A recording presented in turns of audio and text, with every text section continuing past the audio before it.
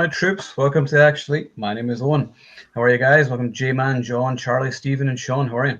Hey, Owen. Glad to be here. Good to have you all on. Before we continue, I have to show. I showed a couple of guys beforehand about my awesome new shirt. Behold! It's glorious. It's the most epic Van Damage ever. So, but also, I have to disagree with Mark when he said, "Oh, you should remove Time Cop and replace it with Kickboxer," and I'm like, "Really though?" Because like Time Cop's one of my favorite Van Damme movies. But you also can't have Bloodsport and Kickboxer on the same shirt. It's almost the same fucking picture. Yeah, it's practically the same movie, except Bloodsport's better. Yeah. That's why I was like, make him Guile from Street Fighter if we have to change it. I just want him having that flex and the American flag right there on his bicep. That. I'm going to kick that son of a bitch Bison's ass. So the next Bison wannabe is going to feel it. Yeah, you have that entire speech tattooed in your arm. Right. I don't know if that was as strong as it could have been. I feel like that wasn't the next Bison wannabe. Really? You're like, oh yeah, I'm kind of embarrassed for how bad the dialogue is, but okay. That one was it. We don't care. Yeah. So so we're going to be talking about some of the biggest flops of the 90s, obviously focusing more on the action movie genre because that's what we do. Before I watched the Shadow's Edge the other day, Jackie Chan's latest film, and it's the best film he's done since The Foreigner. It's absolutely awesome movie. Wow. Yeah. Okay. Because like there's like an opening heist scene, and I was like, okay, it was really cool, and then the pacing sort of slows down for a little while, and then about the halfway point, it just fucking kicks off, and like. Jackie Chan is 71 years old and he's doing his fight scenes and stunts, and I was like, I'm tired getting off the couch. I'm like, this fucking guy. I sprained my ankle 3 times just watching this movie. But it was awesome. Definitely one of his better recent movies because he's done a lot of shite like Panda Plan and stuff like that. Well, that's what I was worried about, that he's going down that route. Like we're done with Badass Jackie, and now I'm glad to hear there's a good one out now. Yeah, no, this is really, really good. It's one of my favorites of the year. Actually, it's up there with like The Furious. It's funny, most of my favorite movies this year are all like international action movies, but there's still some good North American ones too. So. Yeah.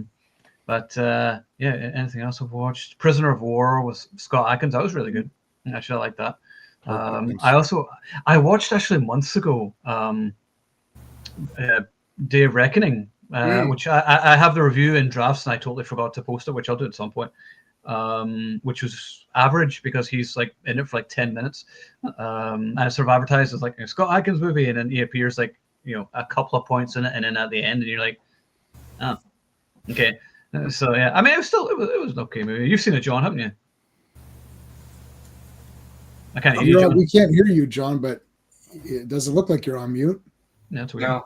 The headphones plugged in. That's weird. Yeah, say something. It doesn't have the icon. Yeah, it doesn't. It usually has the mute icon, right? Yeah. That is weird. Weird. Okay, John, you.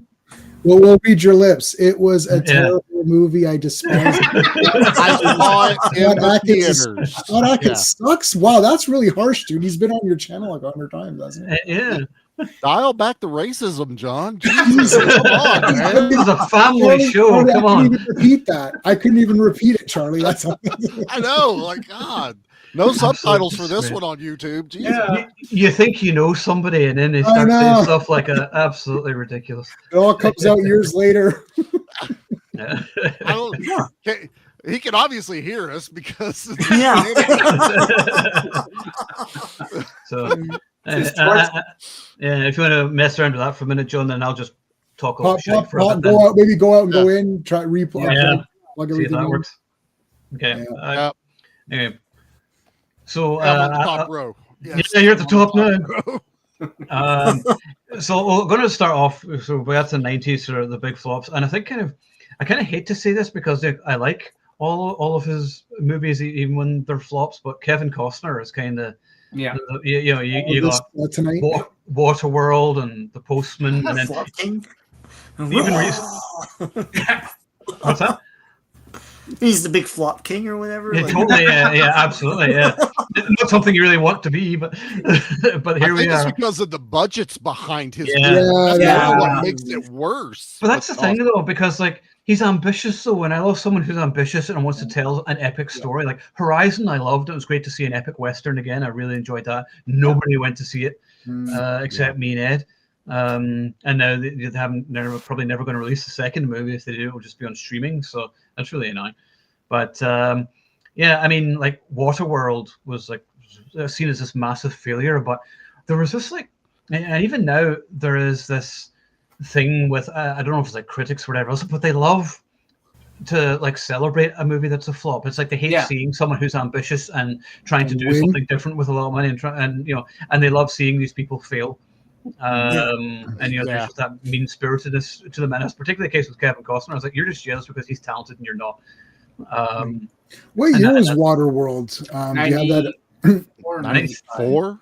I think that was, yeah, that was the first time I was aware as a viewer that, oh, there's these things, budgets, they go over. Like I never, it never occurred to me that was like, well, what do you mean? How can you go over budget? Your budget is your money that you have. Yeah. Like, how do that you was go the over? story at the movie, though. And that was most people knew about that controversy. Yes. Which wasn't even a controversy before they was knew everywhere. about the movie. Yeah, it was on every Entertainment Tonight episodes, all the type of stuff. And they were loving every second of it. Oh, for sure. It seemed like they were I went over budget. Yeah, it's like they were trying to stick it to Costner because he was trying to do this. I mean, fuck, me and my dad still went and we watched the movie and we went, what is everyone talking about? Like, this movie's amazing. It's Mad Max on water.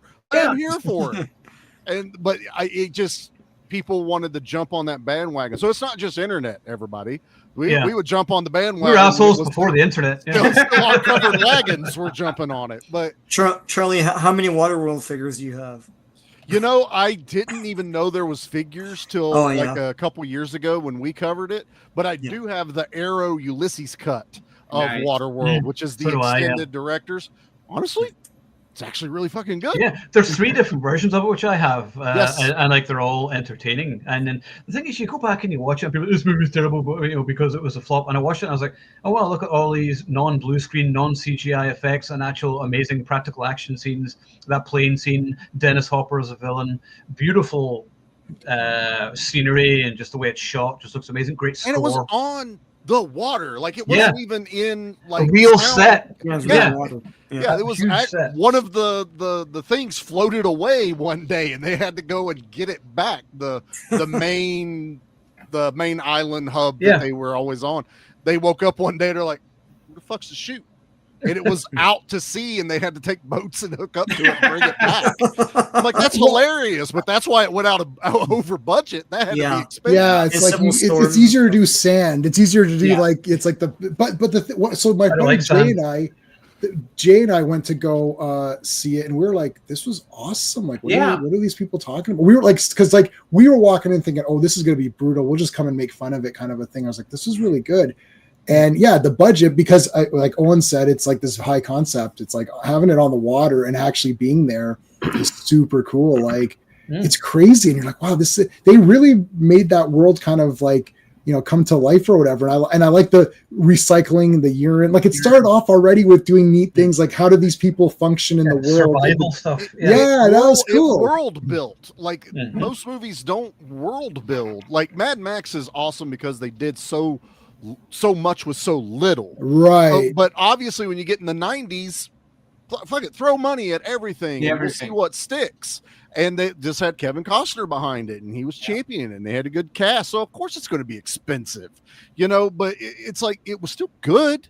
Yeah. But everyone just wanted to jump on that thing of dunking on it. Yeah. And I think it was like 14 or 15. I knew how much people hated about it. And I'm just like getting done watching it, going, just bandwagon. People are stupid. Yeah. That's literally the moment when I went, I'm not ever going to listen to critics. That's exactly, I had that same thought because they never give you an answer. Even now, even at Waterworld. Oh yeah, that was that shitty movie. Give me 5 shitty points on it. Yeah. Is not a point. Did you watch it? Right. Well, no, but I heard. Well, then you can't even form your own opinion, so I'm not going to listen to you at all. Or, I watched it back in the 90s. Have you watched it recently? Have you watched it with fresh eyes and given it the time? But it was good back then too. But it was good. I was going to say it wasn't bad anyways. But there's a lot of times you'll be like, I'm going to go back maybe and watch it, or wasn't paying attention to it. And you go back, you watch it, going, fuck, that was actually really good. What was wrong with me as a kid? You know, it was just awesome. Like I knew this was going to be our main one to talk about. I think this is actually what started this decision. Was we were talking about Waterworld. Did you mention it? And I said we should do one and another one. Yeah, the next one we'll talk about in a minute is another huge one. But yeah, I mean, when you go back and you watch these movies, I think that's the thing, because like so many movies now are crap. It's the thing, like you don't get movies with the sense of scale that you do with that these ones, because you know there was real sets, real action, real set pieces, and like even was it Universal Studios or somewhere did that Waterworld set piece with the plane and the jets? Universal, It's still active, or you want me to put? I'll put it up for the comments. Yeah. Sorry. Oh yes, please, because I didn't see them there. Yeah. There you go. Oh yes, here. There, you'll start seeing them now. I always forget this. I always remember like halfway through or whatever. It's like I'll put it on. Yeah. So if you go to the comments tab at the very top, I see it. It's okay. Yeah. Yeah, you can see them now. Yeah. And then I put it so everybody on the screen can see them who are watching on different channels. Yeah.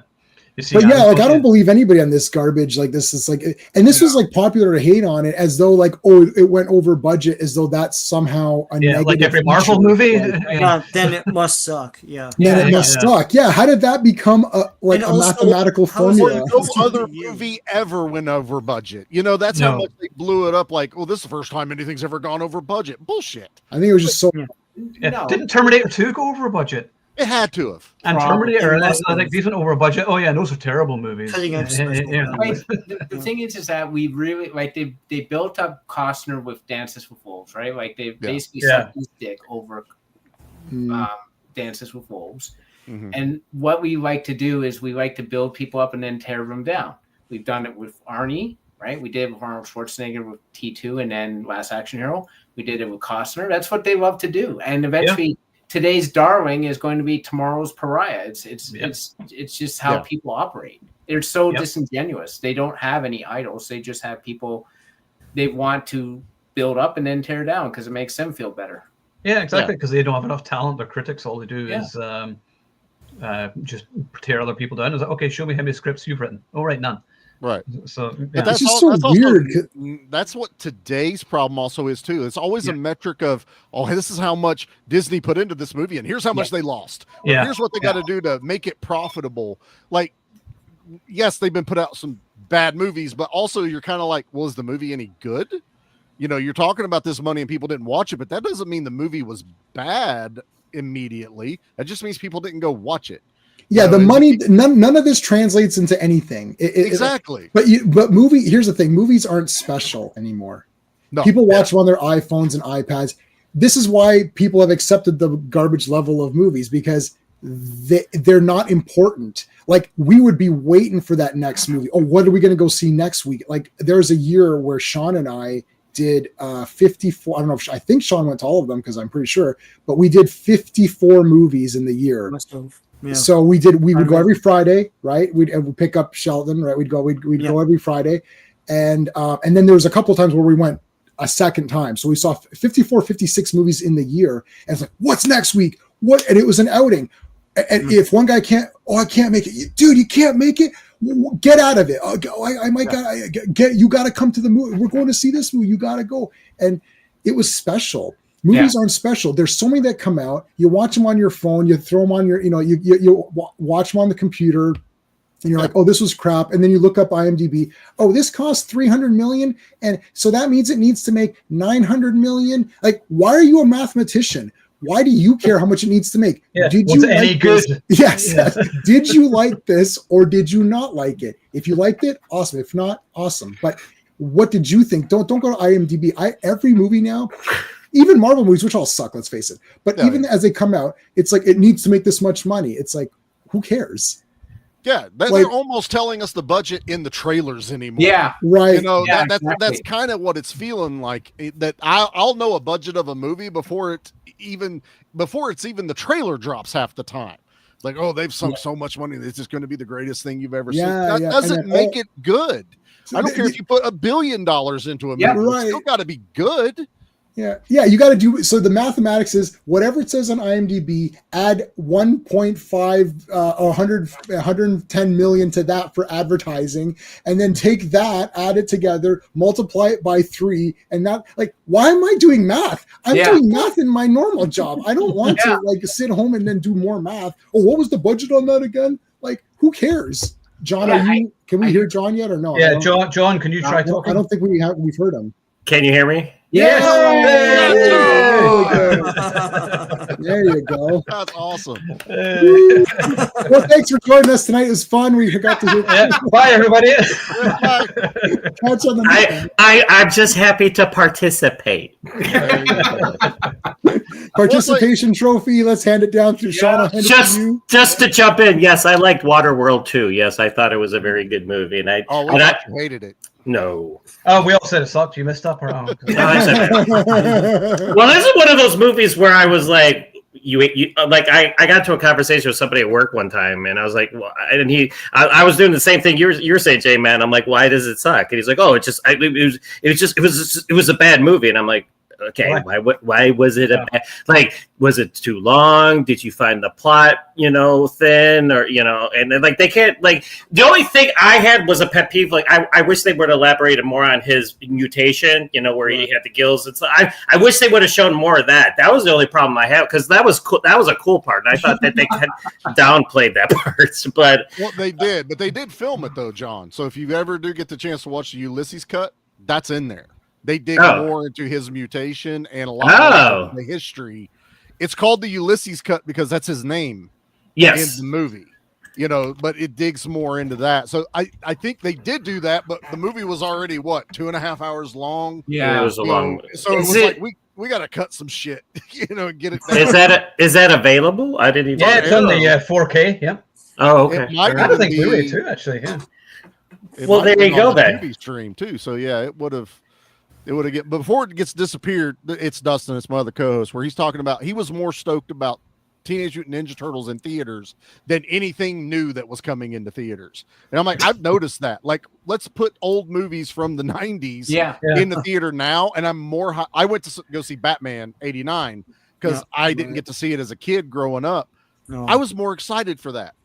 So was the other 5 people in that theater with me, but still, I was more hyped about that than the new Jurassic Park or any of the new movies that came out this year, because I'm like, I'll see it on streaming in 2 weeks or I'll own it here in a week.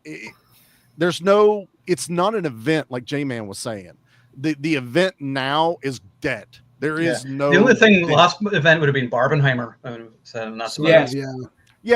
mean, I can see that. And that was like a weird one. Like that's one of those you can't plan.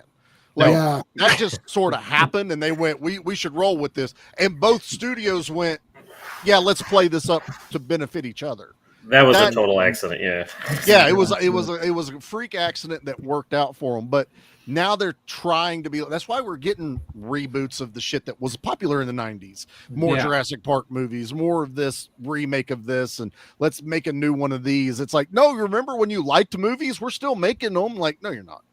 No, they're shells of their former selves. Well, it goes by like trailers. Like trailers were events back in the day themselves because you didn't have the internet. I went to movies. It's the whole, like, if I knew like a movie was coming out like further down the road, like an action movie, I'm like, I hope I see the trailer for this movie. And then when I did, it was like, it was like the best thing ever. Now it's like, it's on the internet. Yeah, it was like people all went to see. I can't remember what the movie was, but for the Phantom Menace trailer. Yep, I was going to say.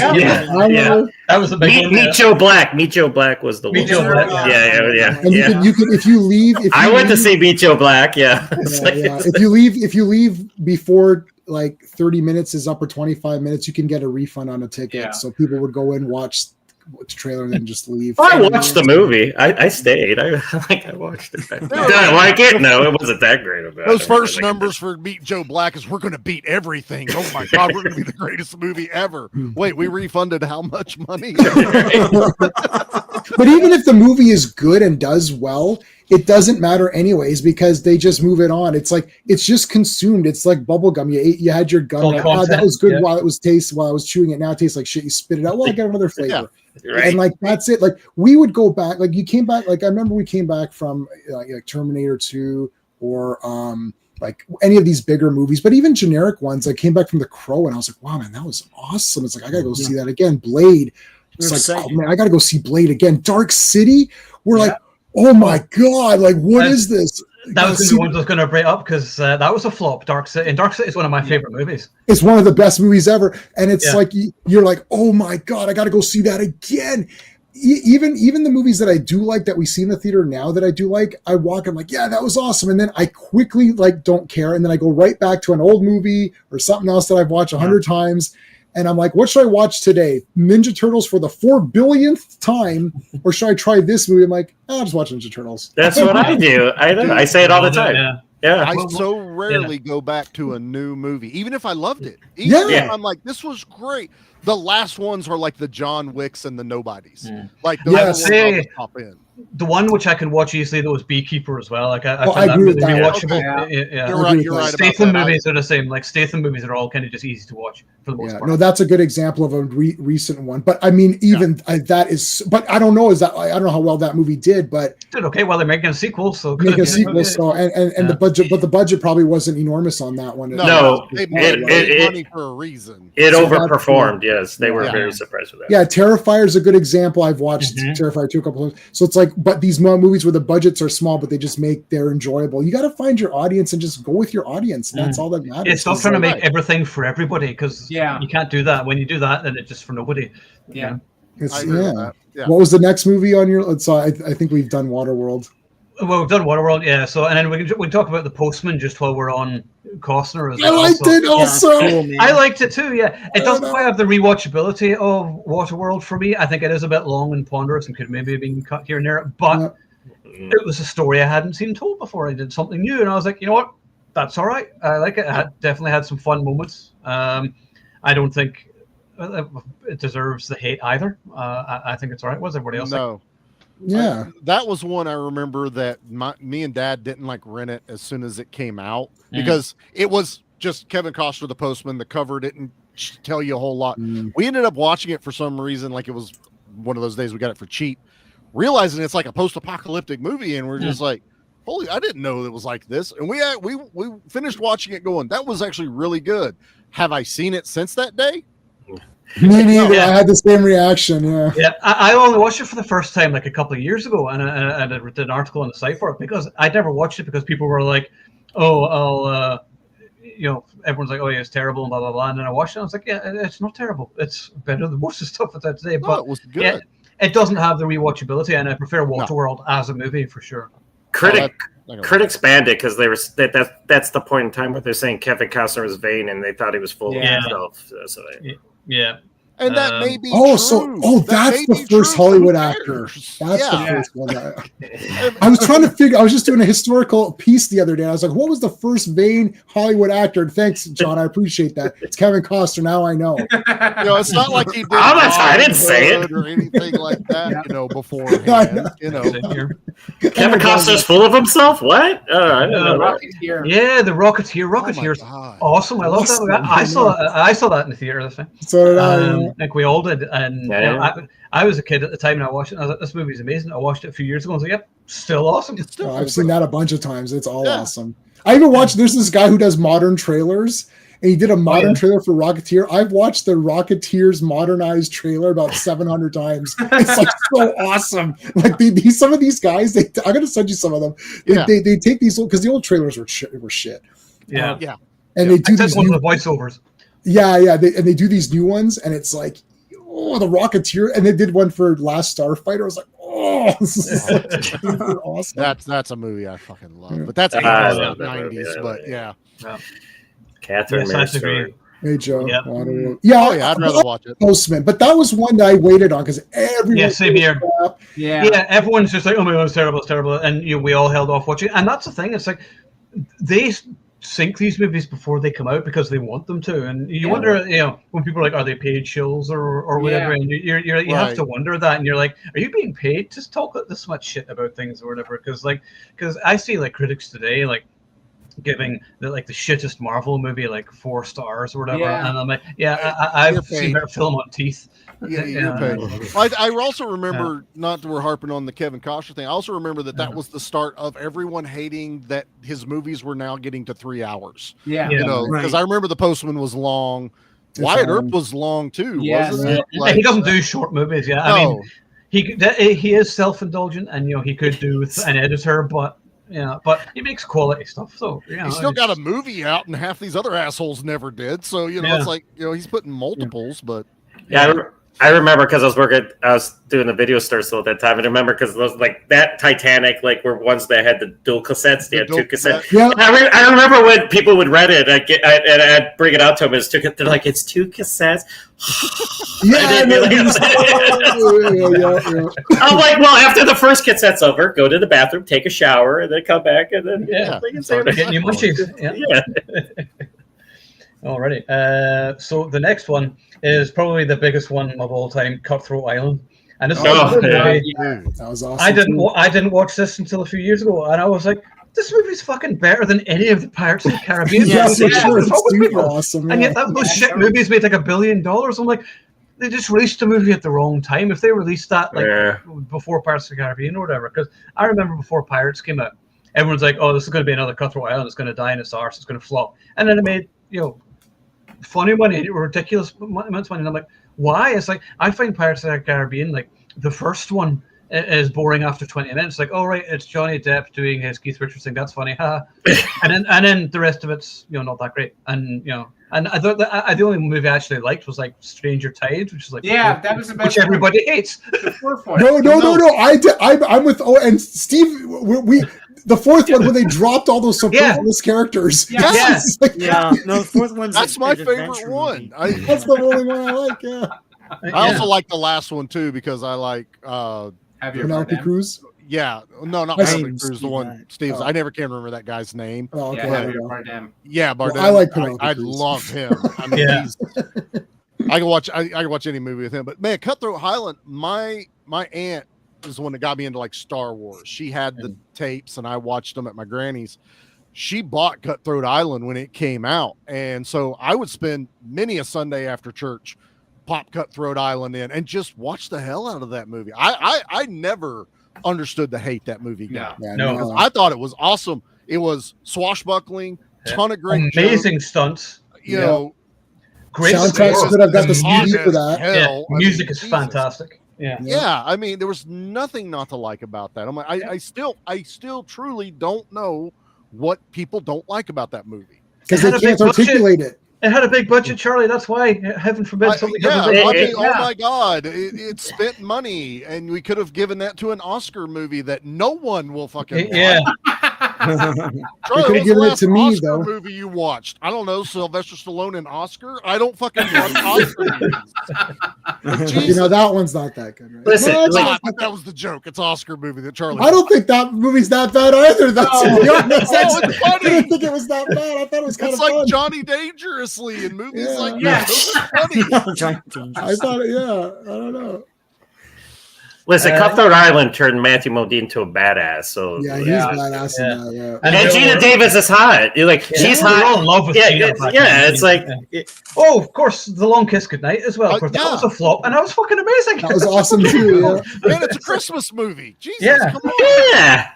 Action Christmas movie. Exactly. I remember my dad rented the Long Kiss Goodnight, and he always watched it before I would watch it at that time. He brought me into the room. He rewound it, and it's when she takes the cigarette from the kid, and she's like, "If you tell anyone, I will fucking kill you," or whatever. And the kid like pisses himself. Funniest thing, he got done watching. He's like, "Yeah, you can watch it. Just go ahead." But I will always remember that he loved that one scene so much. He's like, "Come here, this is hilarious." You know what? I never smoked after that. I don't want some lady coming and threatening to kill me with a knife. The score by John Debney is absolutely fantastic, particularly the opening scene, just whenever you see the ship and everything, just this epic choral music comes on. I'm just like, oh my God, we're going on an adventure. Awesome. I mean, how many movies these days do you watch where you feel like you're going on an adventure somewhere? I mean, where you're swept away. And I was like, I don't remember that. too much. Nope. I mean, Lord of the Rings were the most, which was 20 odd years ago. So right. It's not even, they're more modern to us guys, but it's also like that was a while ago, fellas. Yeah. Yeah. I'm pretty sure that crazy. Well, no. Yeah. What about the third Hobbit? That can't be that old.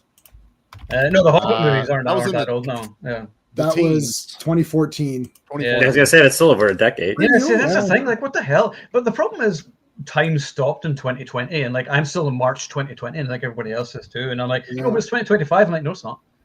Stop lying. Dude, I'm still in 2005. The 80s were only 20 years ago. The 80s are always 20 years ago. I don't care what anybody says. The 80s are 20 years ago. I've still got a working VHS player right there. So. Time was wrong, man. The time is not relative. It was just 20 years ago. That's it. Period. Yeah. So, Highlander 2, one of my favorites. Yeah, Highlander 2 was not. Highlander 2. Yeah. Yep. And there's another one. Hate. Yeah, the Renegade cut is cool.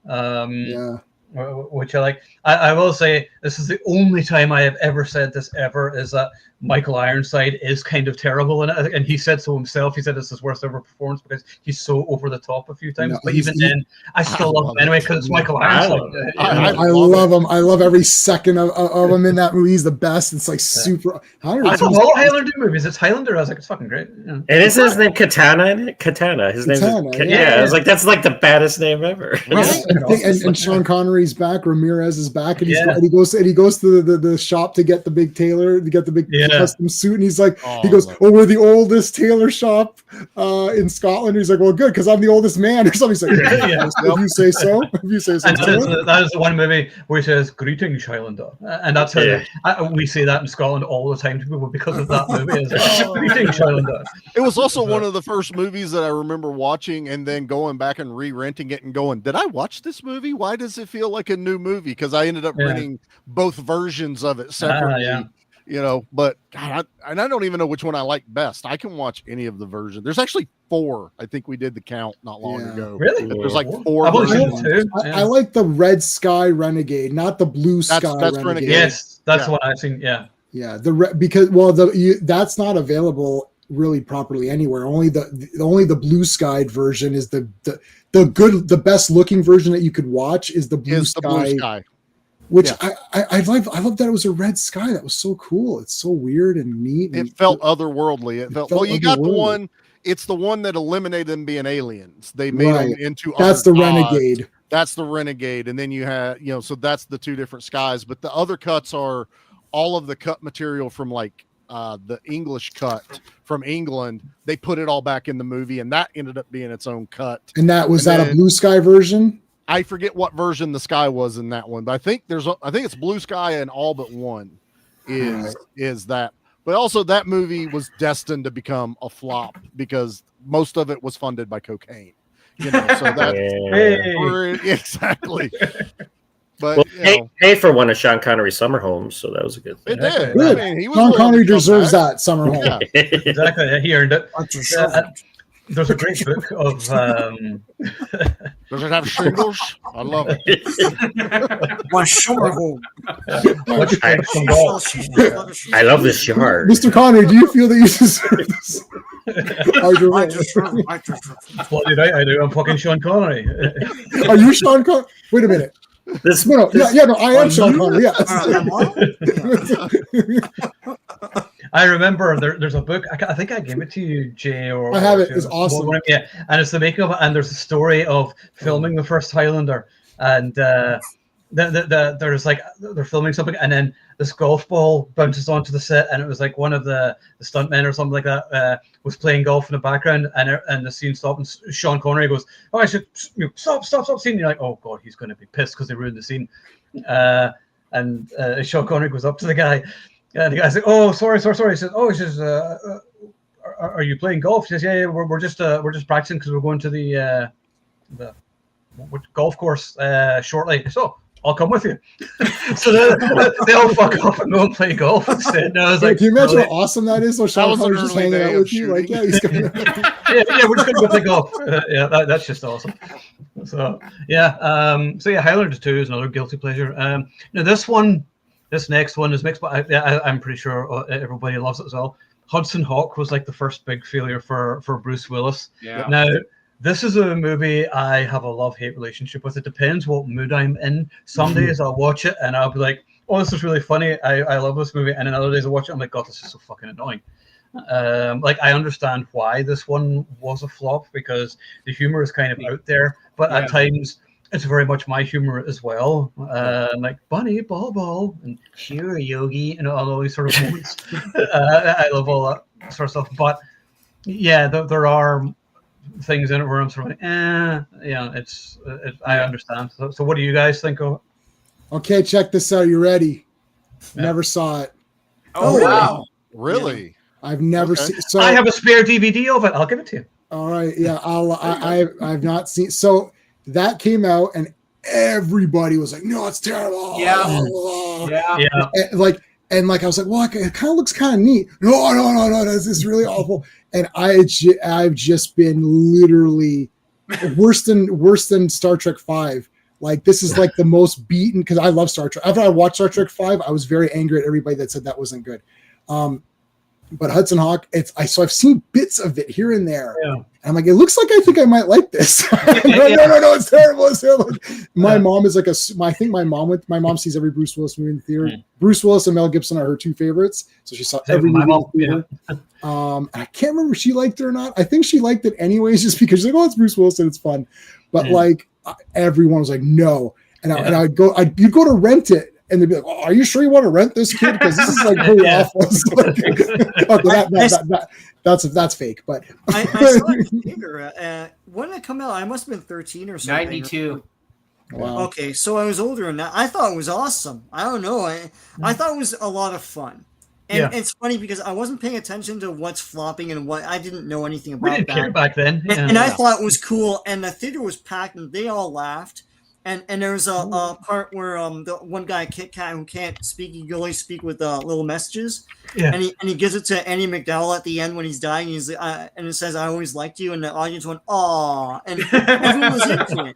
So then a week later, I'm watching. Joan Rivers had a show, and I was watching the Joan Rivers show, and she had this whole monologue, and then she puts a picture of Bruce Willis up, and he's like, oh, like that, and she goes, oh, that's Bruce Willis looking at the returns for the weekend of Hudson Hawk. And I was like, oh, people don't like this movie? It bombed? I didn't know that. I thought it was pretty cool. It is wonky. Everyone's named after a chocolate bar or something. It's really stupid, but like, it's fun, man. I don't know.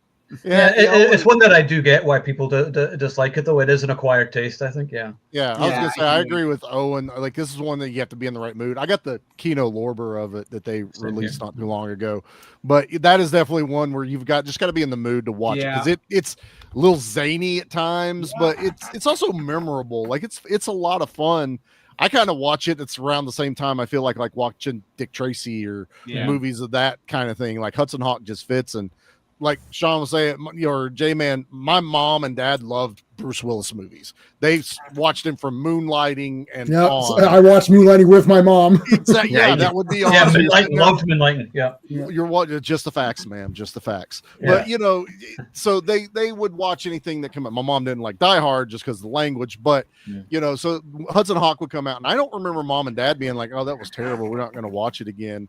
Like, it was just one that if it was on television, I know it played on TV all the time. Like Network would play it, and they would watch Hudson Hawk.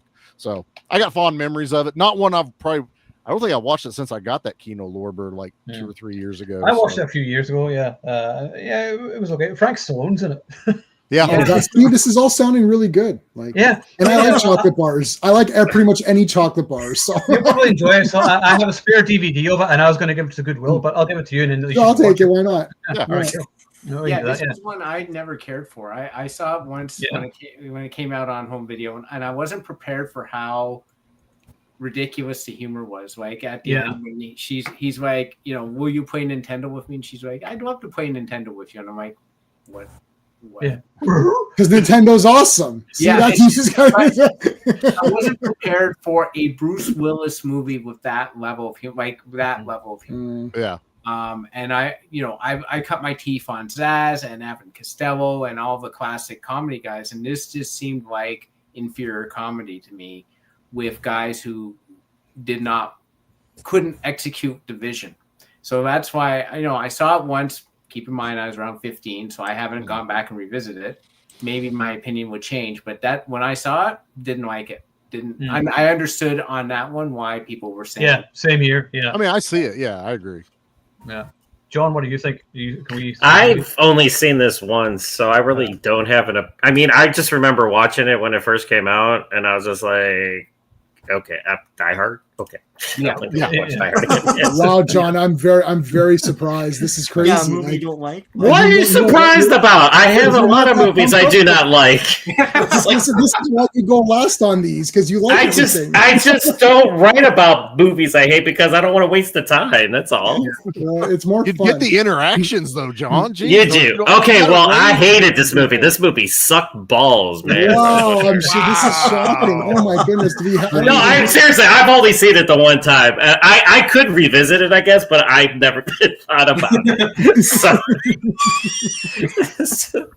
wow, that's harsh. All right, I get it. Look, I'll admit at you. We got to keep you in that corner all the time. Yeah, that actually went perfectly.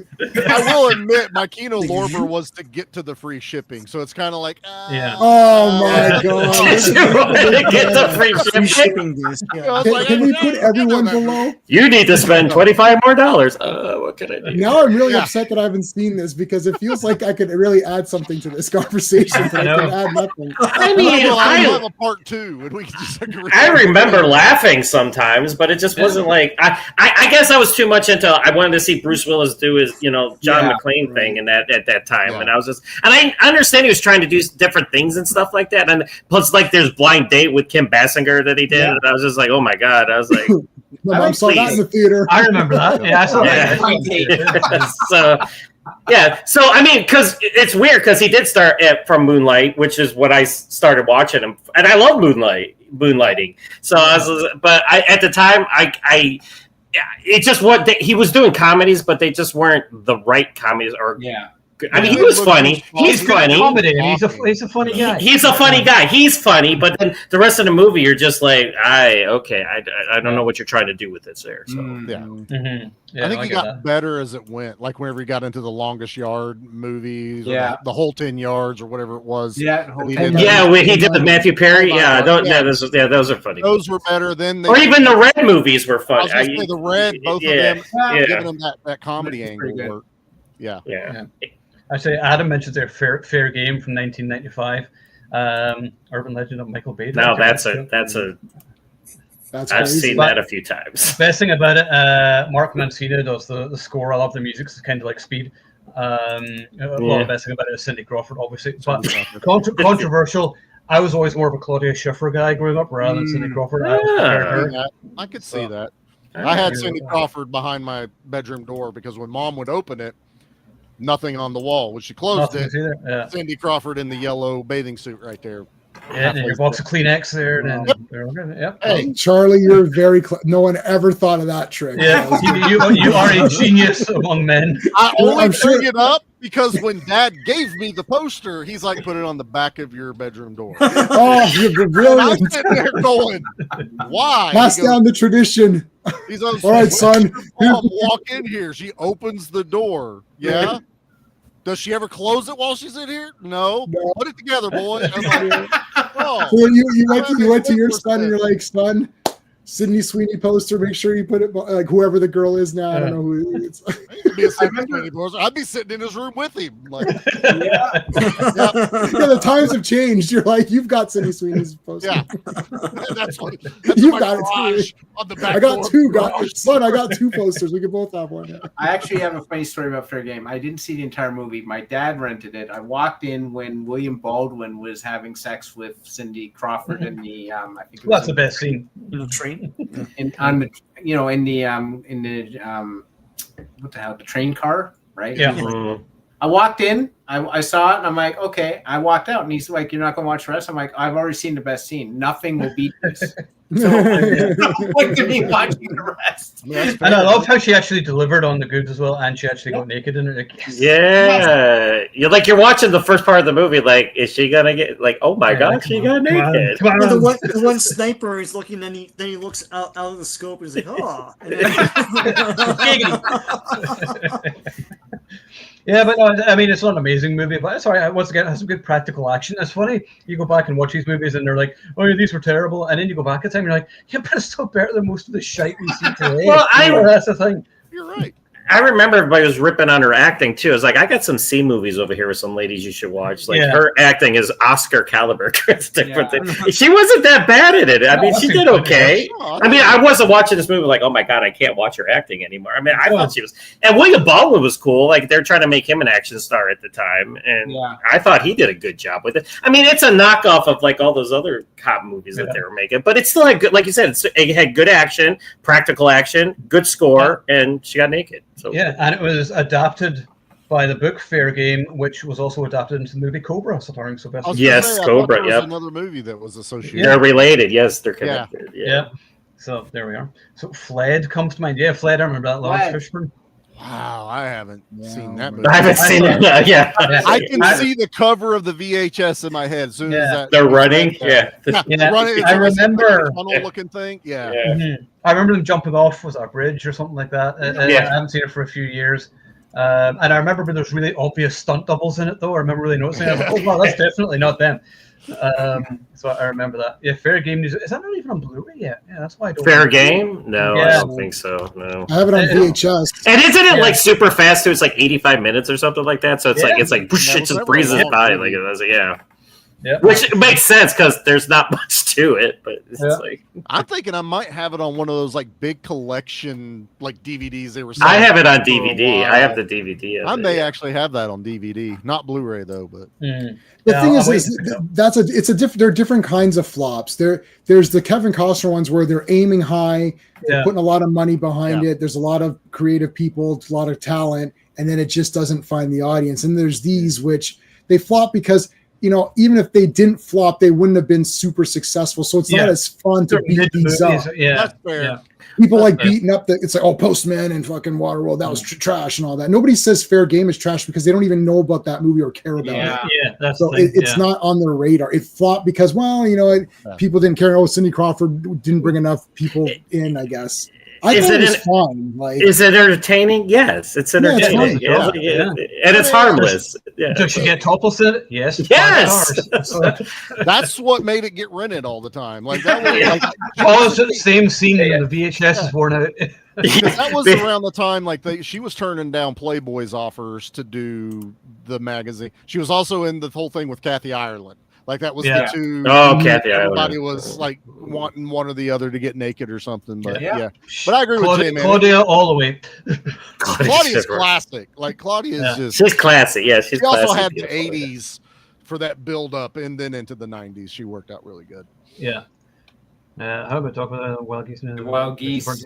Yeah, Wild Geese is great. I'm happy to talk about it, and a sequel. We could do that. Wild Geese too. Let's see. To a flop? I don't know. Yeah, it was Furious and Furious. I always loved RoboCop 2 though.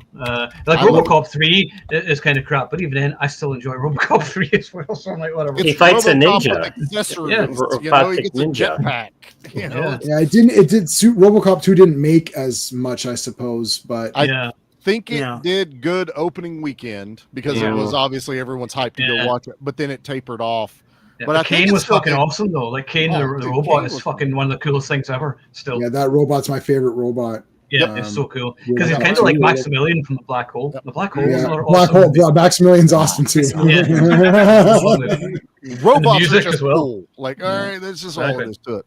Well, I read the first I read 25% of Frank Miller's actual RoboCop 2. It's bloody insane. Frank Miller is completely mad. It's like, you thought this was what was going to be put on this screen. You're crazy. It's like super messed up stuff. I'm like, Frank, you're crazy. I don't know. I think I gave the comic to. I think I read it a while ago. Yeah, you had it right. It's like, is this guy crazy? I'm like, Frank, no. It's like it was like worse than Sin City, but before Sin City was a thing, and it's still a mainstream movie. Even though RoboCop's pretty rough. The first movie's pretty rough, especially for 1989 or whatever it was, right? Like it's pretty rough, but this comic book is like hyper rough. I'm like, this is not happening. Like children being like murdered and all this is like, this is not going to be happening in RoboCop 2, Frank. Oh, they changed my vision. Yeah. You were still You were still in the movie, Frank. Okay, you still cashed You were in the check. movie, wasn't it? Yeah, he's the guy that makes Nuke in the trailer, and his name is Frank in the movie. Yeah. No acting required. I see what they did. I know what that means. What is it? What are they saying? I know what that means. Exactly. I know that reference. Yeah, I know that reference. I've been hiding it, but I'm wearing a flop of the '90s, and it would be a big one. Escape from LA, of course. Escape from LA, man. One of the greatest movies of all time. Is that the one that you're referring to? Exactly. Yeah. It's John Carpenter. John Carpenter didn't make shit movies, so That's I'm sorry. right. But everyone accused him of after Halloween. Like lies. It's terrible lies. They just wanted to do it. The Thing was a flop. His remake of The Thing, and it's one of the best movies ever made. So, yeah. No, it's a lie. It's a total lie. Escape from LA is awesome. I love Escape. I mean, it's got Bruce Campbell in it, Peter Fonda. Some of the effects are crap, but the rest of the movie is fucking awesome. Great score, everything else, and that opening earthquake scene is really well done too. Is awesome. And to me, this is the Plissken I picture when someone says like Snake Plissken. Like I visualize the one from LA because it just looked cool. He's a hologram at the end. Yeah. Like, oh my god! Cool. The trailer. Does anybody remember the trailer when that came out? And they're like, "No smoking, no that," and you're like, "And he has to shoot." Really beginning to annoy me. Yeah. So I Escape from New York's my top 5 favorite movies. So I was sitting in the theater, and it says before the movie begins, we like to give you the rules. It's like no smoking, no talking. It's like no red meat. All marriages must be approved by like the government. I'm like, what the hell's going on? What is this? And then Snake came on with the patch, and I was like, are they making a fucking part 2? I'm getting chills now. Yeah. While I'm talking, I'm like, I don't even know what movie I watched. The rest of the whole time we walked, I was like, there's going to be a part 2. There's Escape from LA. I can't believe it. This is crazy. I was dying over it. And I love that movie. I watched it every Saturday for about a year. I've memorized Escape from LA, and I love New York as well. Yeah. Both of them. And my buddy, there's a guy who didn't know there was New York. He had only seen Escape from LA. And I was like, oh, have you seen Escape from New York? He's like, oh, is that a sequel to LA? I'm like, no. So that's part 1. To be fair, it starts just like New York does. Like it starts the same. A ton of backstory. I will admit, we recently did New York, and I'm like, this movie's a lot slower than I remember. Yeah. Like, it's a masterpiece. I love every frame. I am a John Carpenter mark as far as this other stuff. Christine's my all-time favorite horror. Like I just love that one. But I always rented LA. Like me and Dad watched it, and there's like, this is way fun. He did kind of roll his eyes at the hang gliding and the surfing. And surfing, like those scenes are terrible, but the rest of the movie is awesome. But you know what? I watch it now, and I'm like, oh yeah, he's gonna surf. I just love that. It's cool. Or the scene where he has to keep making baskets. I mean, that's awesome. He did in real time. He made those shots. Yes, he did. Yeah, like that's even more bad because he's Snake Plissken. That's why. That's right. Exactly. That's exactly right. He put the patch on, man. That's why. It's like and Cuervo Jones is going to shoot him anyway. Superpower. Cuervo is like, nobody escapes this city. Like, no. Yeah, I hate how they were talking about remaking it, and thankfully it didn't happen. Just like the Big Trouble in China remake, and I'm like, don't bother with Dwayne Johnson. Like, fuck off. No. So thankfully they all fell through, and just leave him because nobody's better than John Carpenter, so don't even try. So just leave. And it's been proven. Look at all the new Halloween movies. Yeah, look at Halloween. Exactly. Just leave it alone, man. I can't do it. I know they're trying. Yeah, Lockout would have been the same. Yeah, that Lockout was good with Guy Pearce. They got sued, and he won. Yeah. Yep. So we saw that in the theater. Sean and I were. Where have I seen this movie before? Oh, it is straight up Snake. Totally Snake Plissken. Yeah. He should have wore a patch like on the other eye. And then his name's Marion Snow. It wasn't Marion. A little nod to Cobra as well. So that movie's awesome, though. Here's a shotgun. Don't talk to strangers. I mean, it's just like, I love that movie. Like, the first time I watched it, I didn't realize it was PG-13, and I went, "Wow, that kind of sucked." I've gone back since then and went, what the fuck was I thinking? This movie is brilliant, and I love every second of it. Wait, also, it was PG-13. They have an unrated version. Yeah, I saw uncut in the UK. So because it's got a Scottish bad guy from Glasgow. So the one we got when he puts the explosives on the guy's neck, they cut the camera away, and you just hear the explosion go off. Like you don't really get to see the head pop. And no, I've only ever seen the version with the exploding head. Oh, there we are. Interesting. Yeah. So it was that, and that's what I was more upset with because I thought I was watching an R-rated movie. But now I watch it going, this movie's brilliant. I love every second of this movie. The best Pliskin movie we never got. Yeah. Right. Yeah. Before anybody says it. Yeah, Guy Pearce should have been an action hero. Like that guy. He was great. He's done some great roles. Yeah. He did like a Matthew McConaughey in Reign of Fire, which Dustin brought up earlier, which is also still considered a flop. The reason why I haven't mentioned Reign of Fire is that I actually want to do a show on that in a few weeks. So, because I want to watch it again. I love it. Yeah, so do I. So that'll be a good one to talk. So on to one of the major big flops is The Last Action Hero, of course, with Arnie, which is another one of the big ones. And this is another, we've already done a stream on this, so we don't need to focus on this movie for too long. But at the time, I remember enjoying it. Yeah, but loving it, and I was like, it was good, but I didn't worship at the altar. But then over time, I grew to love it, and I was like, this movie was way ahead of its time. It did meta before meta was cool, before Scream did it. And going back, whenever you've been, Jurassic Park, Doomed, Last Action Hero, I think that's exactly right. That's fair. And it was new and fresh, but I mean, there's some good action, and particularly as we've watched so many action movies over the years, particularly the recent years, and then you go back and you watch it, and you're like, no, this film's actually genius, just the way it references so many things to the trope. And it did kind of kill the action hero as a genre, really, because they made fun of it so much. They couldn't really do the same thing, so they had to like change the characters. So you didn't really have the lone badass type character for a while. They kind of have it, since then, like Jason Statham characters or whatever. But for a while there, you really couldn't. Yeah. Wow. So anyway, what do you guys think of Last Action? That one came out when I was the perfect age. Like that movie was made for me and my dad to watch. Like that dad had the history of all the action movies they're parodying. I'm the kid. I'm in Danny's shoes. I'm experiencing the movie like Danny is, and it worked. Like Last Action Hero was another one that I was like, what do you mean it flopped? Like what I am not seeing that everyone else apparently is seeing? What am I reason for it to flop at all? Exactly. I mean, and the fact that Arnold was full on into this, John McTiernan was full on into this when it started. Then all of a sudden, then they start poo-pooing it because it didn't make money. But I'm like, motherfuckers, there's interviews of you guys praising what you were making.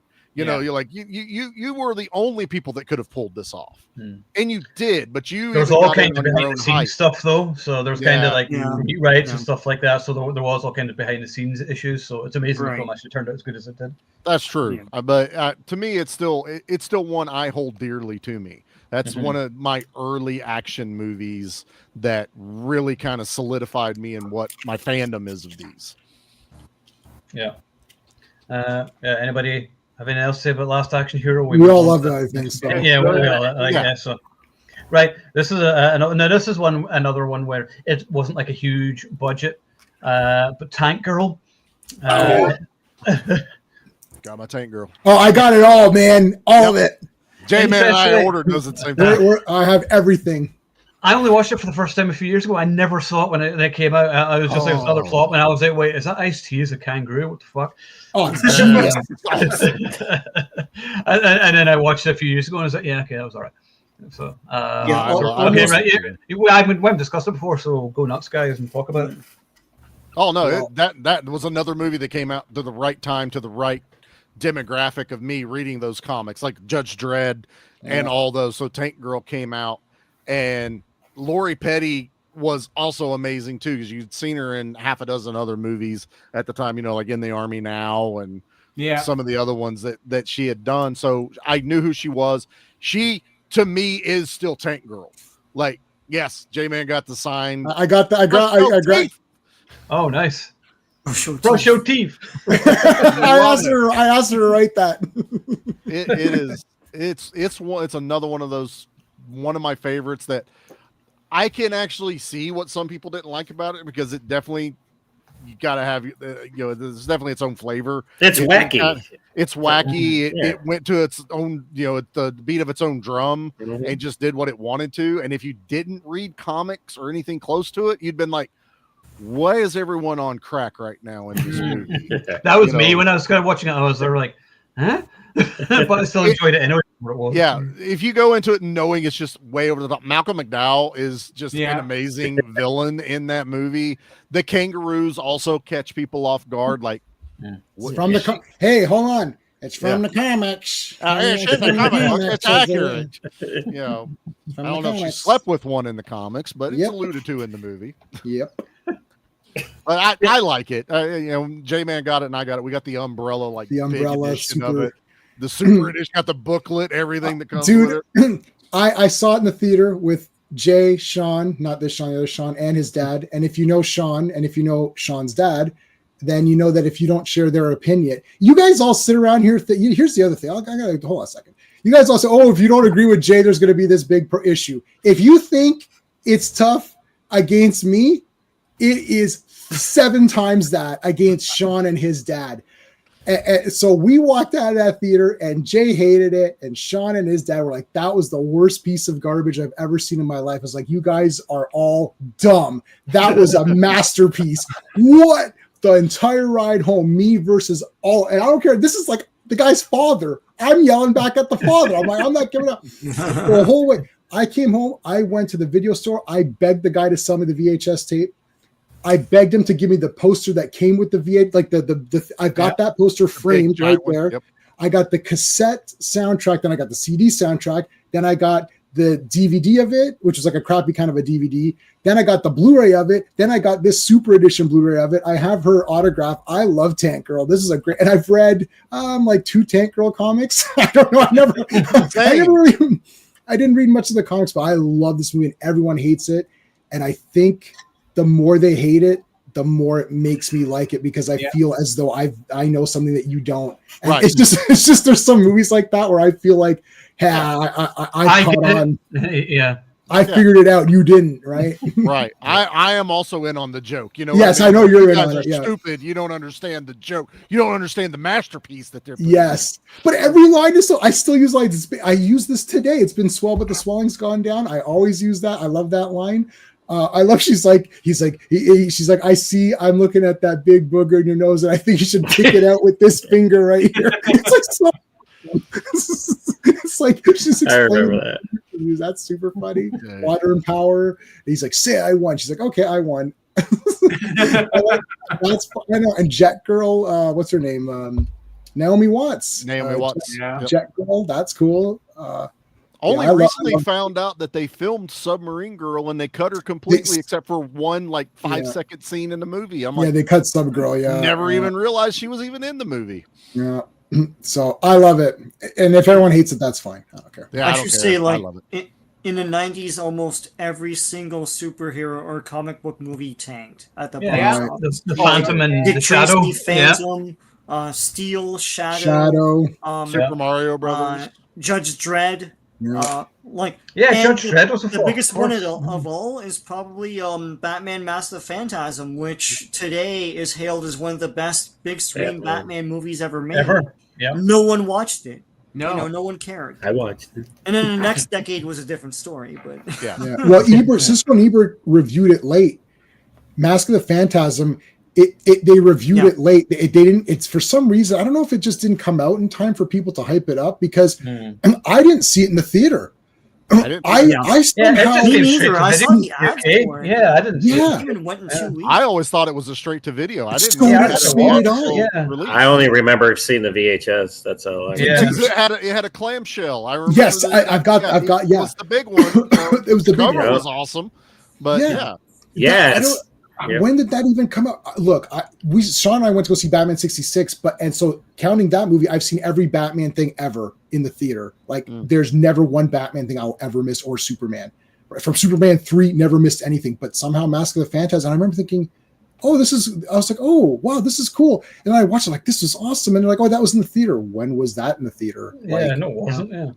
Yeah. Spawn's another one. It got Spawn bombed as well. I just got my arrow of that. That came in. Oh, is that out now? Oh, it is out, boys. Oh, I got it pre-ordered. I've only got a DVD. That was an immediate because I was the same. I only had the DVD, which I did have the unrated cut. It was that clip. The clip. Latch, It was the clip latch. But dude, and that's another one I'm still like I get it. It's not an exact thing of the comic, but it was a movie and it was awesome.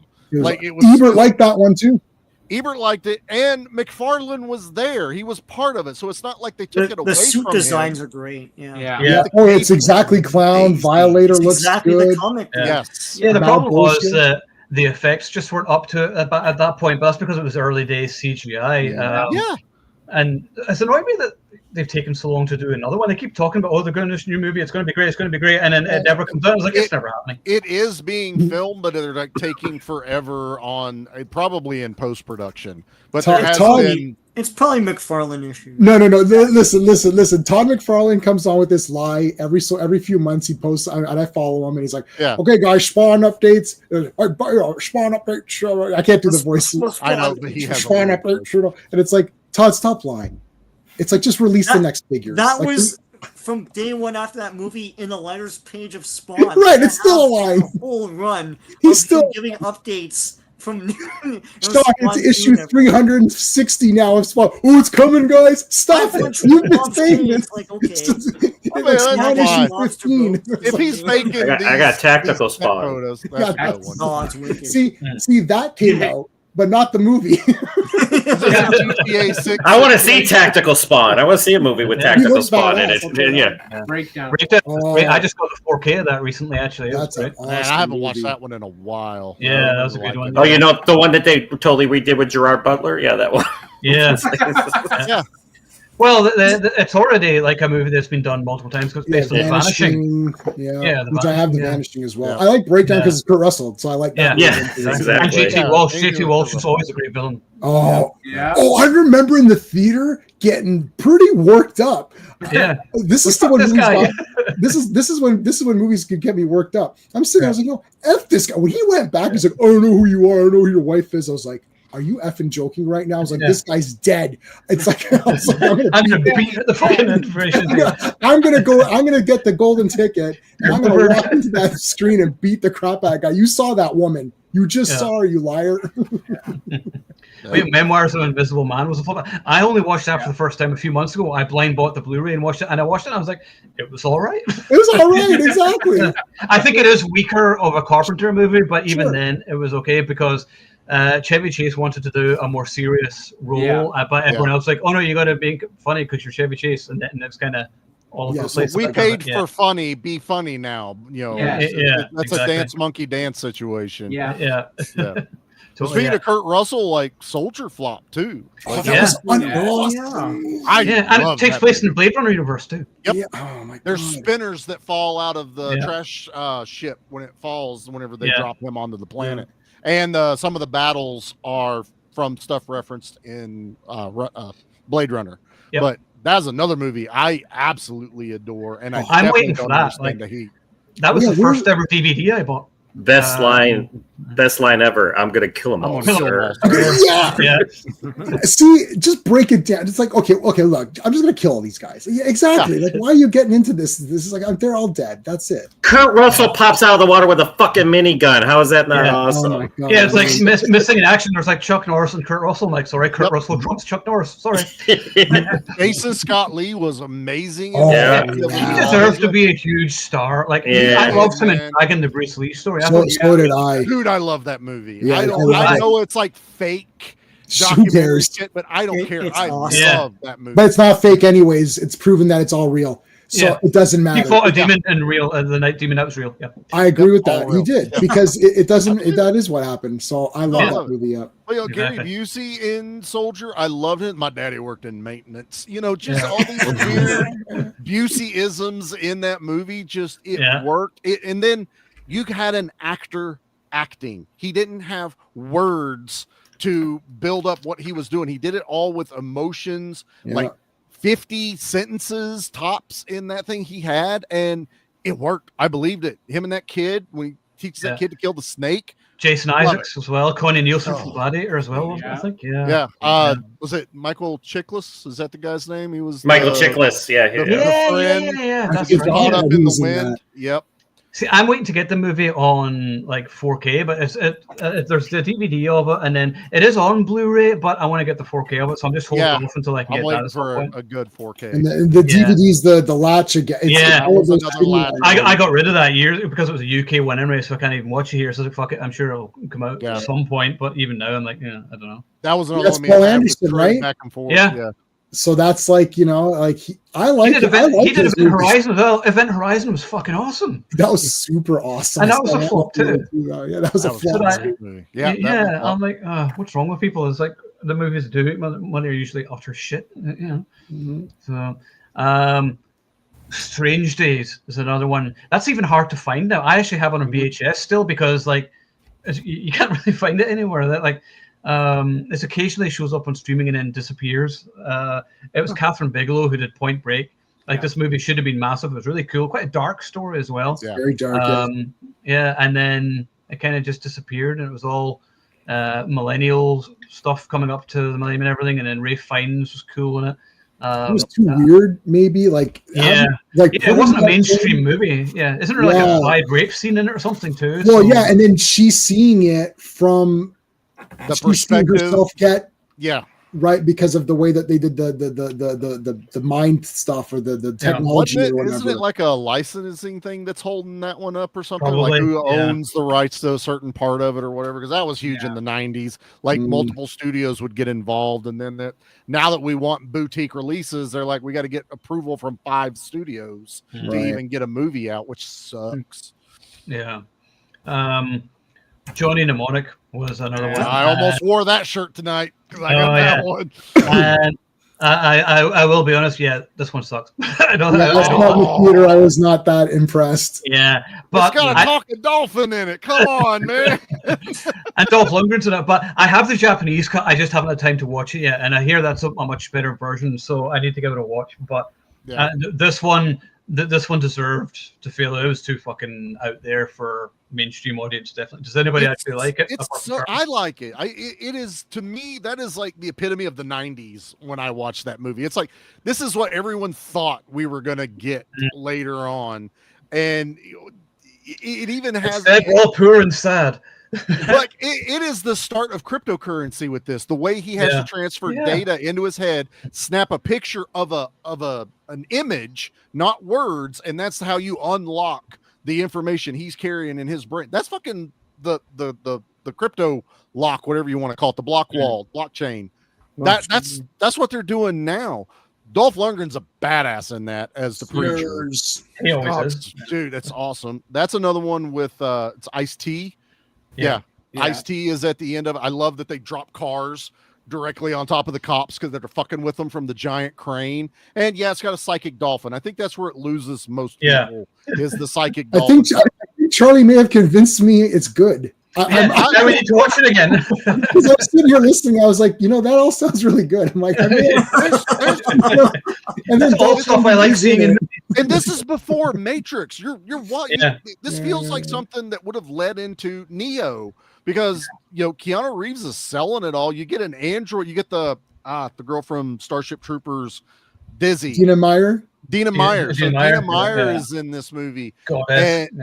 Dude, that's definitely one that I kind of get, but for me personally, I love Johnny Mnemonic. Okay. You did a good job tonight, Charlie. That you earned your volunteer pay. Thank you. So you can stay up the top for now. You can stay up the top. I'm going to rewatch Johnny Mnemonic, and if it's trash, I'm going to destroy you. Yeah, you can stay in a bomb forever. That's fine. That's fine. Just remember who bought your movie today, Jay, man. I'm just saying, I appreciate that. No, but I think you may have convinced me because firstly, Dolph Lundgren's already in it, so it doesn't take that much. But you did mention a lot of good things. I'm gonna watch that Japanese cut for sure. I got because we uploaded it on our library. I need to watch that version. Me too. Excited to see that, and I think that's going to be good because I know the other one so well. I should be able to see the differences from the Japanese cut to the regular theatrical one. Is there samurai in the Japanese cut? I'm just checking. Well, it's all. I think it's Japanese. It's the Japanese mafia that are Johnny's a courier, So they upload the info into his brain, and I want to say it's like a Japanese mafia that he gets it tied up into with. I'm pretty sure there's a scene with swords. Okay. If I remember. I saw it in the theater. I remember being disappointed that. I don't remember much about it, to be honest. I need to give it a rewatch, maybe both versions at some point, but someday.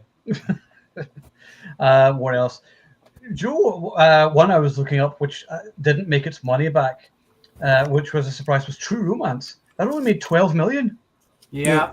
That's probably a pretty rough movie for people. Like, what's his name? Gandolfini beats the living hell. Really badly. Not enough fun, cool. And the weird thing is now it has a cult following, so now it doesn't feel as much of a flop as it actually was. But it was a great movie. It's Tony Scott. I mean, Tony Scott was amazing. Oh yeah, definitely gone too soon. It looks beautiful. One of the best casts of all time. It probably is the best cast of all time. It's like every single awesome person is in this movie. Yeah. And Brad Pitt's hilarious, and it's Floyd. He's great. Send to me, man. He smoked the letter. He goes, I didn't know you're coming for you. Floyd smoked the letter. Mortal Kombat Annihilation was so awful. I really like the first Mortal Kombat. Over to you, J-Man. Okay, look. Ninja are falling out of the sky. I don't know what movie everyone's watching. I want whatever everybody says. Oh, it's cheesy effects. Okay, but now I'm going to counter it with there's ninjas falling out of the sky. Any other argument is invalid. Yeah, it's like, and I thought Sonya was. I do like Bridget Wilsoner, but I like this Sonya a lot in part 2. She was awesome. Sandra Hess. Sandra Hess. She was a stunt woman. She's married to. I think she's married to. I was going to say Captain Archer. What's the guy's name?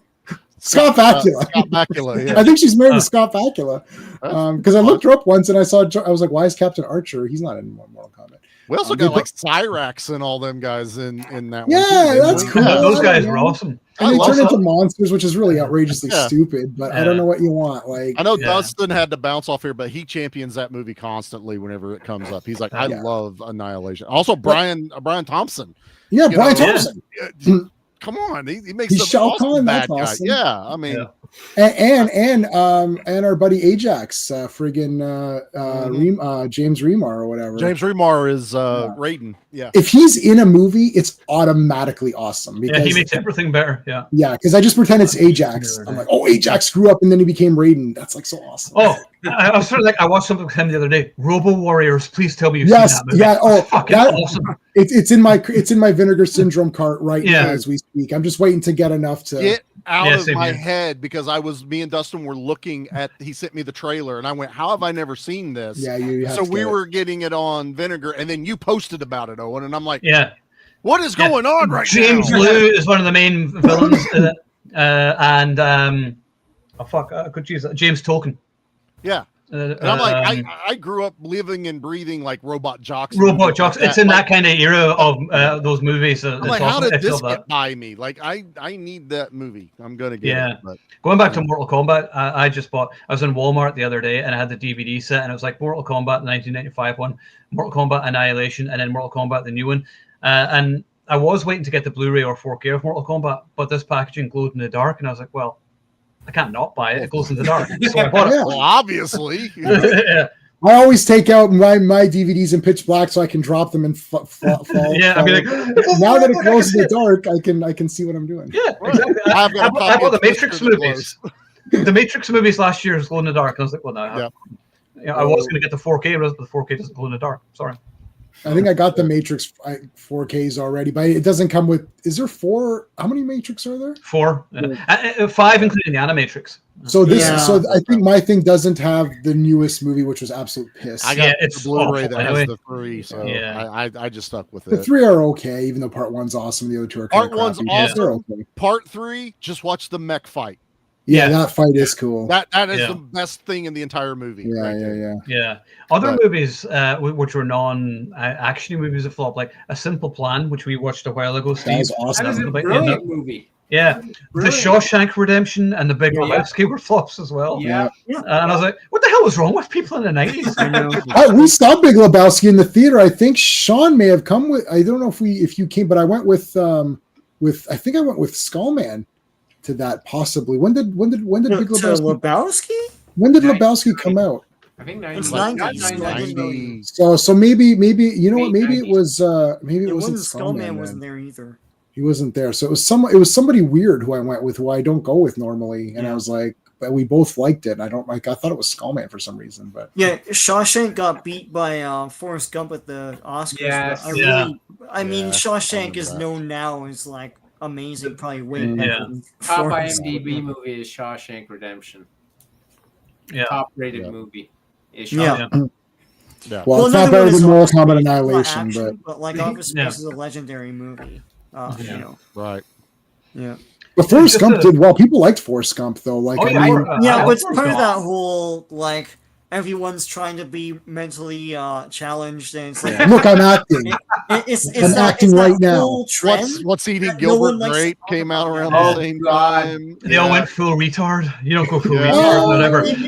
I hate that title, man. I'm almost like, I think that's like it should be a horror movie. What's Eating Gilbert Grape? Why is it this? It's such a pretentious title for a movie. It doesn't. Like, now the movie's depressing as fuck. Don't get me wrong, but you know they got to cut Mama out of the house and use a crane. That shit's kind of dark when it gets into. Oh, is that what it's? I never seen it. Oh, it's just like she just keeps eating food or whatever.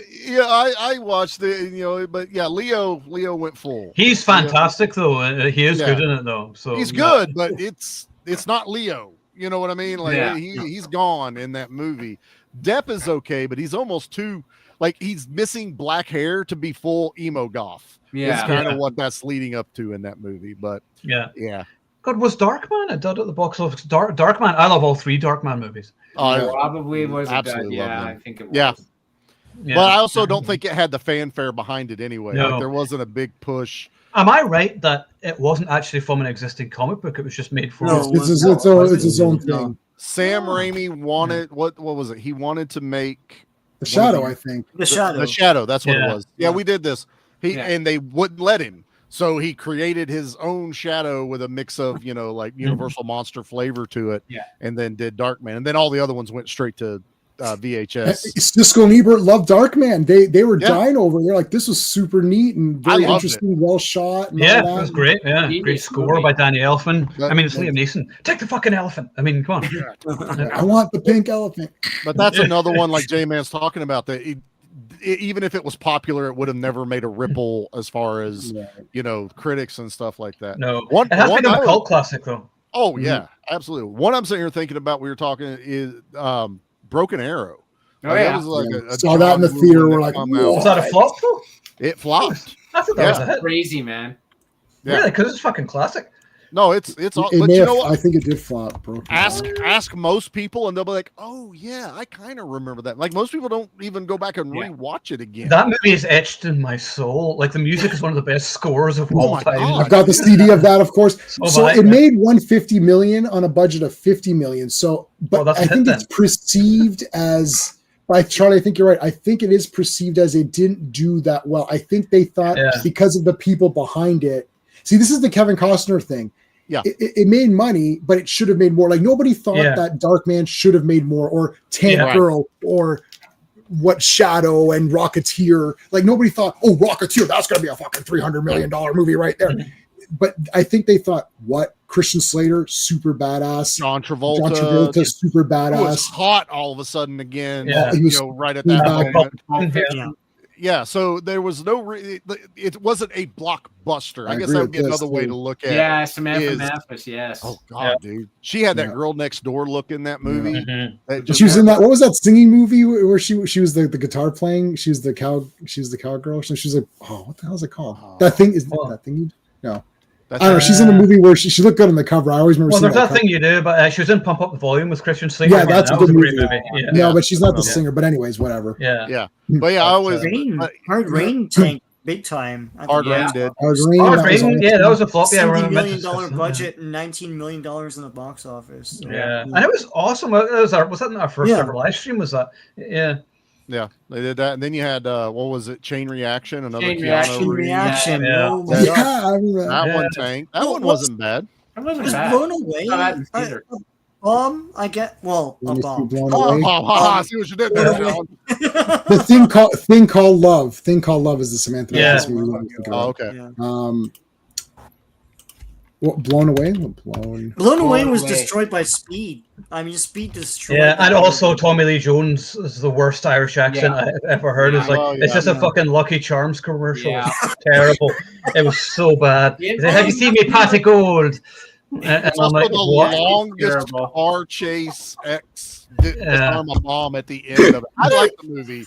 Don't get me wrong, but I can't watch it because of his accent. So because I am of Irish descent, I'm like, fuck off with that accent.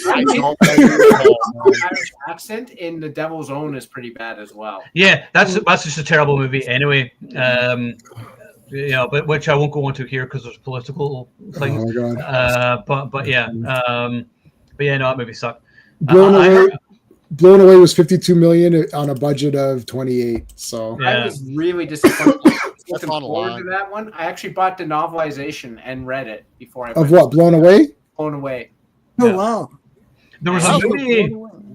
I don't know if it was the 90s. It might have been early 2000s, but it was called The Hunted with Tommy Lee Jones and Benicio del Toro. That was a flop. That's a fucking amazing movie. I got that on 4K. Yeah, that one came out, dude. That movie is amazing.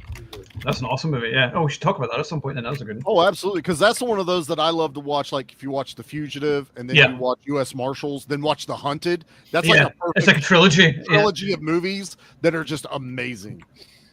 Yeah, J-Man loves Solo. What year was it? What's that? Sorry, Sean? 97. Solo, Mario Van Peebles. Mario Van Peebles. I love Solo. Yeah. He's like getting out of the way of those. It is really good, but if you watch it again, you're kind of like, oh, okay, I get it. I know why it flopped. Well, that's wrong. Because first of all, time you watched it, J-Man? Because mine was just a few months ago. It doesn't matter. It's awesome.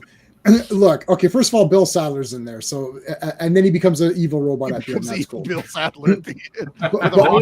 On his arm. I love yes. Solo rocks exactly. No, you know what I like where he's like, I don't have a heart. Hearts are for living. He goes, she's like, if your brain is in your chest, then where's your heart? He's like, I don't have a heart. Hearts are for living creatures. But she's like, but you are alive. That's so nice. I always thought it was just like so nice. Yeah, I am alive. I like the robots. I love it when Johnny Five said the same fucking thing. Yeah, Johnny. Okay. You want to hear a controversial statement? Johnny Five is not as cool as Mario Van Peebles. There's no effing way. Nobody is as cool as Mario Van Peebles. Yeah, the version of Johnny Five in Short Circuit 2 when he gets took over by the punk. That's cool. Yeah, and then it goes, I don't need I need a hero playing as he Tarzan yells to grab the guy on the speedboat. That is up there with Mario Van Peebles, sir. No, no. He's cleaning out battery acid and dying at the exact same time. He's look. Johnny Five's okay. I liked him as a kid, but then I thought, I don't know. I haven't seen them in years. I like literally since like the 90s. The Short Circuit movies. Yeah, I'm sure it's fine. Is better than part one. Part one's too much love story. Yeah, I always liked part two. I remember. Yeah, part two is my favorite one. That was they get locked in the freezer. They have to play the music to get out of the thing. That was all Fisher Stevens, all right? Like it was, Fisher Stevens. That was all the questionable Fisher Stevens. Yeah, right. So that I didn't even know. I didn't even know that until I was older that he wasn't like Indian. I didn't realize it was the guy in Hackers. I'm like, that's the same guy. No, I didn't know he wasn't Indian either. I think someone's like, that guy's not Indian. I'm like, he's literally Indian. I have evidence. I've got 2 movies. There's 2 movies. It's not just one movie where you could just say it was a coincidence. There's 2. Doesn't he give him the Oscars? Okay, just give him the Oscars. He fooled everyone. He's like, but doesn't he have shoe polish, sir? Yeah. Doesn't he have the best line ever though, where he says, "I am standing here beside myself." The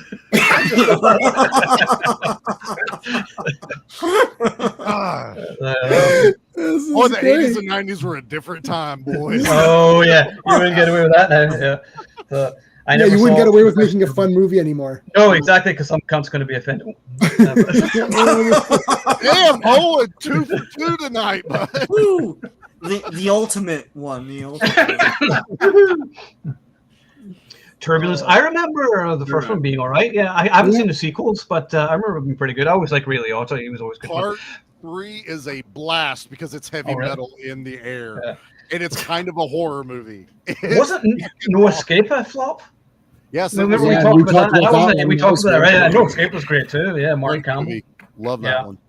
So, I think that's all sort of the major ones. One thing I want to just go back to about Cutthroat Island, which we never mentioned. I believe that bankrupted the entire studio, didn't it? And it kind of really put a halt to Rennie Harlan's career, because I loved Rennie Harlan. And then he hadn't done it for a while, but then he came back with Deep Blue Sea, which I fucking love. I love. Yeah, it's a great movie. Third one's actually okay as well. Second one's terrible, but the third one was all right. I never made it to the third one. If you say it's okay, I may try. But after two, I went, oh god. No, it's the second one's pants. Yeah.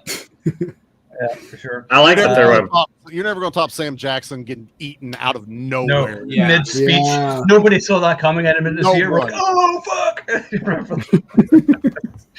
No, that was good. All right, well, we'll wrap it up there, because I know G-Man turns into a pumpkin in about 10 seconds. When I paused it. So you're all right then. Well, we'll end it up there anyway. So next week, we're going to talk Nobody 2, because we were going to do a few weeks ago, but we didn't. But now we are. So if anybody can think of any flops that we forgot about that are action related, I think we covered a lot of the main ones. But comment below and let us know, and we'll see, because we can only cover so many, and we're middle aged and have to go to bed.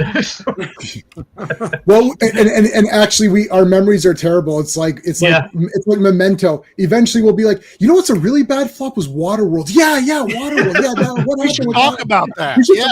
How did we not talk about Waterworld? Didn't that star that Kevin Costigan guy? Kevin Costigan. That's why his name is Costa, because he cost a lot. He made all of his movies cost a lot. I remember he was called that, Kevin Costa, wasn't he called that? I think. Yeah. Cost a lot. Cost a lot. I just wanted to end. The biggest action cinema crime of the 90s was in 1991 when a movie called The Perfect Weapon came out. It did not make Jeff Speakman a star.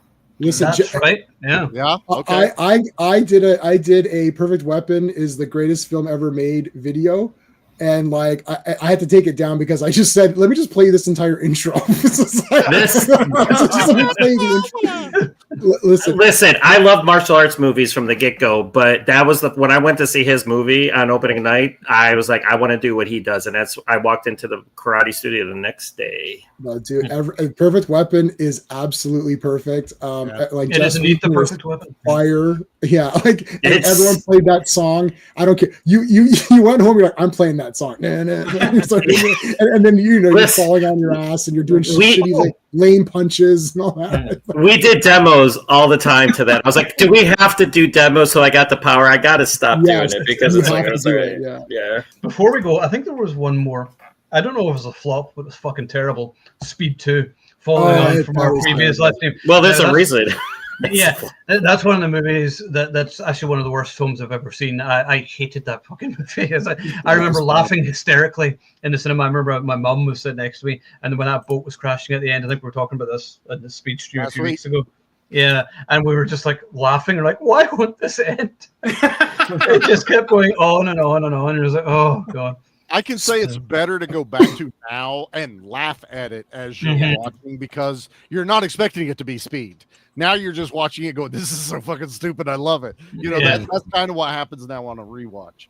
Yeah, it's probably not so super duper awful, but Speed is a 10 out of 10 mega masterpiece. That's the problem. And this other one's like, whoa, this is like a big mega step down. Like what happened? Compare. You're actually just watching the ridiculous. It's a movie called Speed, and the boat is going slower than anything. That happened. They should have just called the movie Cruise Control and not Speed 2, and just honestly, a separate movie, and it probably works better then.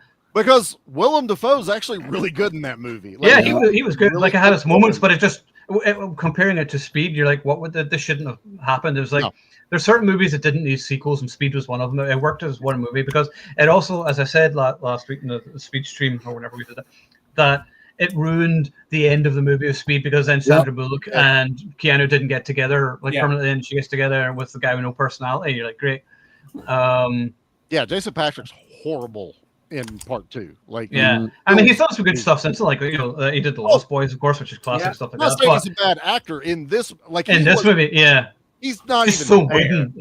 Yeah, he didn't want to be there, I don't think. No, either. The problem was everybody wanted it to be Keanu Reeves, and Keanu very wisely did not come back. I know they are talking about maybe doing a third one, but just leave it. No, we don't need it. Leave it as it is. Move on. leave legacy sequels alone. Like, and like the Rambo prequel they're working on, I'm like, nobody wants to see that. Nobody's asking for that. We didn't ask for that, man.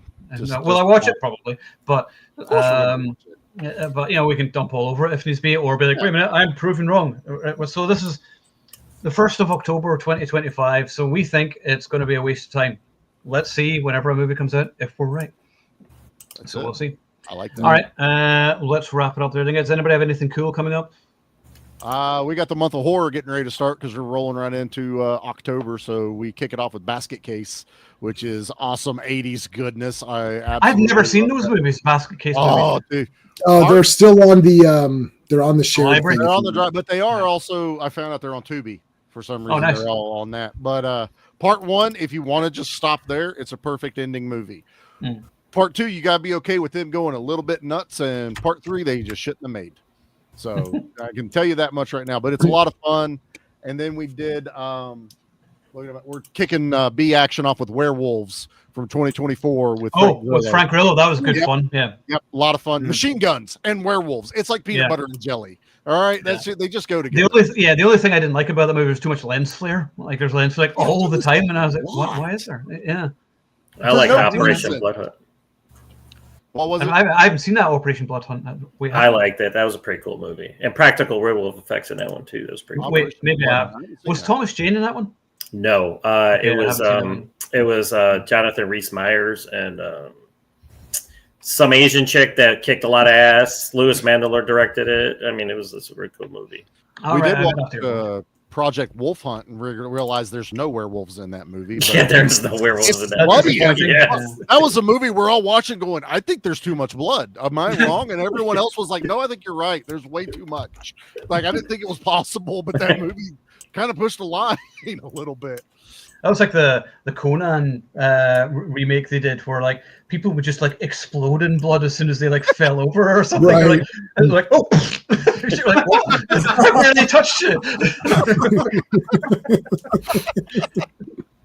I kind of want to see a movie that's just laying into that as the joke. That's what I would like to see. Yeah, just they're like just like explode. Yeah, that was Riccio that I watched the other day, Jay. That was awesome. I've got that in Blu-ray. That was a great movie. Yeah, it just goes nuts. It's fucking nuts. I think the first time where the guy shoved razor blades and then slapped his face and the razor blades were coming out, I was like, oh, they've made something for me. If you look at the DVD I got, if you look at the back, it says "Made for Jason." I was like stunned. I'm like, that's a coincidence. That's a weird. I have heard that. My jaw dropped whenever the old man pulls out a hand plane out of his pants and he's a prisoner. I'm like, why do you even have that? And then they hand plane the front of his face off. I'm like, what am I watching? What just happened? Yeah, you can. Okay, I found this out. Whatever questions you have. If you watch that movie and you have questions, the answer is because it's awesome. Well, I got that. Seriously, test that theory. Say like, why is that guy? Oh, because it's awesome. Oh shit, that's you can answer a valid point. There you go. Does fix a lot of things. Thanks. Yeah.